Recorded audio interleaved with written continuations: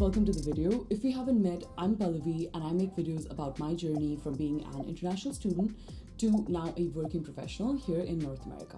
And in today's video, we're going to talk about what the best universities in Canada are and how you can choose and make the right decision for yourself. Now, it doesn't really matter if you want to come for undergrad or grad, this is the video that you would need either way.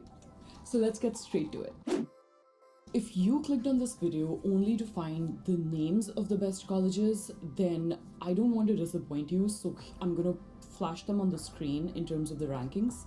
But I do want to caveat that people like rankings because they make their lives easier.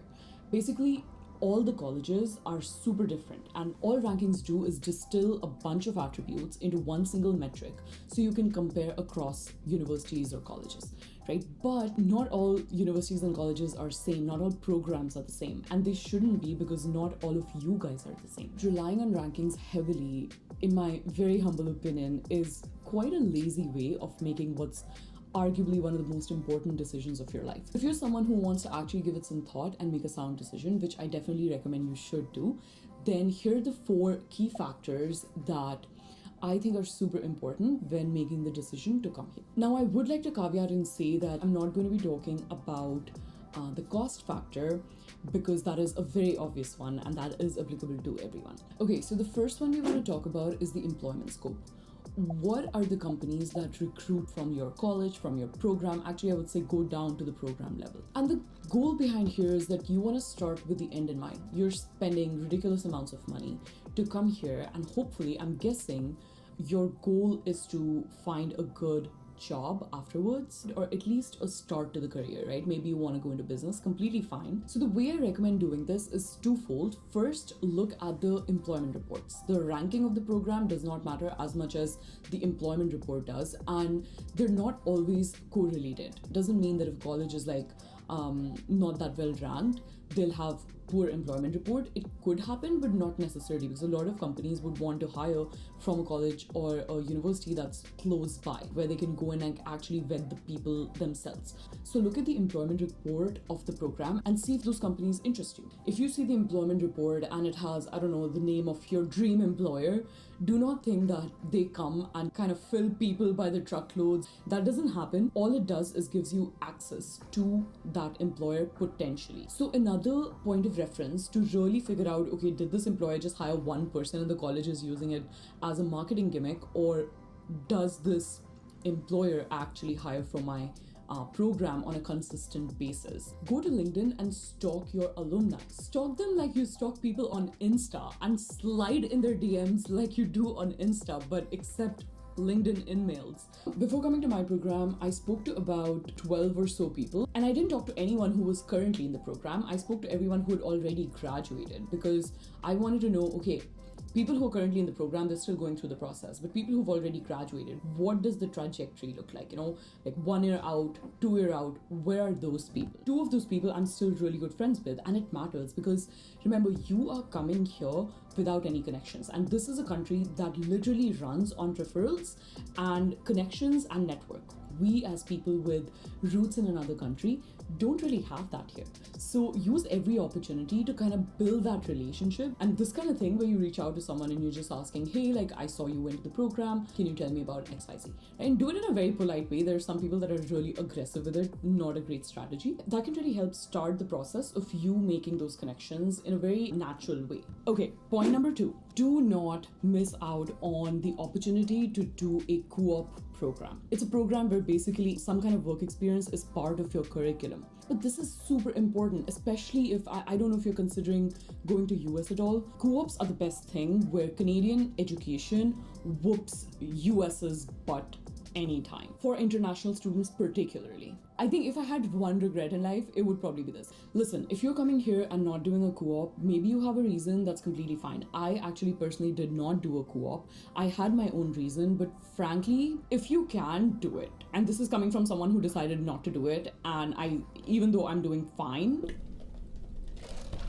I still think I should have done it. Why am I hammering down that you should definitely at least try to get into a co-op program? So firstly, it's really great for international students because the government subsidizes employers who hire co-op students. So the employers can apply for something called the Cooperative Education Tax Credit, and basically what this means is it's relatively easy for people to get employed when they're going through a co-op program. If you go for a regular internship, there you will see a little more resistance in getting hired because naturally you will cost more to the employer and they don't have a personal vested interest in your life. They're businesses, so they're just trying to see, okay, how can I get someone to do the job, and how can I basically, they would rather just have you for free, and co-ops sort of allow them to do that. Essentially, all in all, co-op makes your life easier, and from a future standpoint, if you do a co-op, then two things happen for you. This is like a great program. Like, there's no reason you should not do it.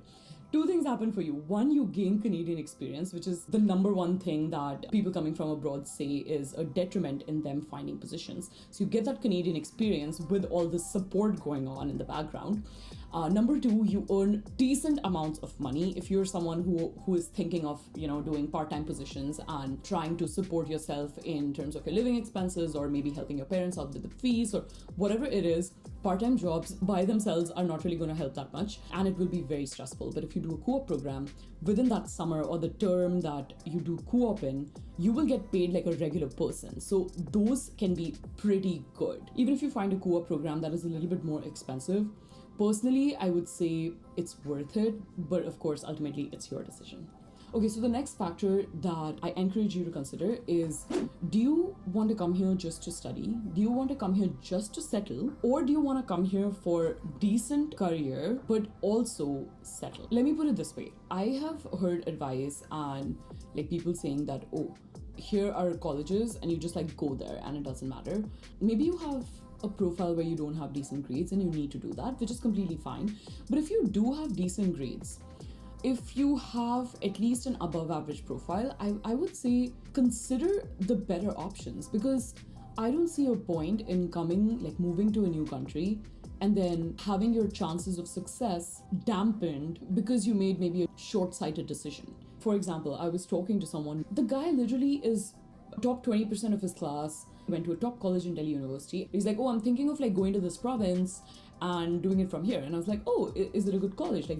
Is there a program you really like? And he's like, well, no, but I'll get my PR easier. And I'm like, yeah, but you have a really good profile and you wouldn't really have issues with PR. Like, what's getting a PR faster gonna do? This is an important aspect. But once you do your Canadian education, you have 3 years of work experience, no questions asked. My God, yeah, that video that I'm going to do comparing to the US, that's hard. Here, it's like, they coddle you. I'm literally in love with this country. They treat you so well. Point is, make the decision wisely. Location matters more than you think it does. So there's 2 reasons why. One is the professional aspect of it, and the other one is personal aspect of it. And I think both of them are incredibly important. So if you're looking on more of the professional, career side, I mentioned earlier that sometimes employers will come and recruit from a place because it's easier for their employees to come and conduct in-person interviews. And I know right now the situation's a little different, and maybe this will change in the coming years. And that doesn't mean that if you're studying in Vancouver, you can't find a job in Toronto. That is not what I'm saying at all. But it's kind of like placing yourself in the place where you foresee your future being, and that way you can kind of get primed for it. If you are into, I don't know, marine biology, for example, then you want to be around the coast, right? Maybe Vancouver is a better place. If you're into tech, then Waterloo is probably a great place. And if you're into IT or finance, then maybe Toronto is a wonderful place. Think about the college and also the industry, whatever your industry is, where is it more prevalent in Canada? If you're trying to work during the school year and you're doing part-time jobs, then obviously you need something around the school to do it. Either you'll work on campus or you'll work off campus. And If you can work on campus, that's great. And personally, I've always done that. If you do decide to work off campus, it would help if there is actually an economy around where you are. So if you're in the middle of nowhere, then that might be a little difficult, right? So now moving on to the personal side of things. Guys, it's anyway hard to move to a new city, let alone a new country with entirely different people, entirely different weather, and not knowing anybody there. So it becomes pretty hard in the beginning, and not to mention the education system, which is probably completely different from where you're coming from. So it doesn't really make sense if you spend a ton of money, are away from family, trying to do something, and all your energy is caught up in, oh, how do I find public transport? This is in the middle of nowhere. Should I get a car or not? No, it's too cold. The weather's impacting my mood, and now I'm sad. Now, I'm not saying this to scare you in any way. All I'm saying is that location matters more than people think, at least in my opinion. Now, you are moving abroad, so challenges will come, which is completely fine. But what you can do is foresee some of these and try to control some of the variables as much as you can. So for example, if you are someone who cannot live without a car, then maybe a school in the suburbs is okay for you, because you'll come and you'll likely get a car right away, right? But if you are someone who does not drive or does not want to drive, by the way, I'm that person. I don't like driving at all. So for me, if I'm in the suburbs and I can't walk to places, or if the public transportation is not good, it's a very big hindrance to my life. So consider what is important to you and plan in advance for which places would be the best for you, both from a professional aspect and also a bit from the personal aspect.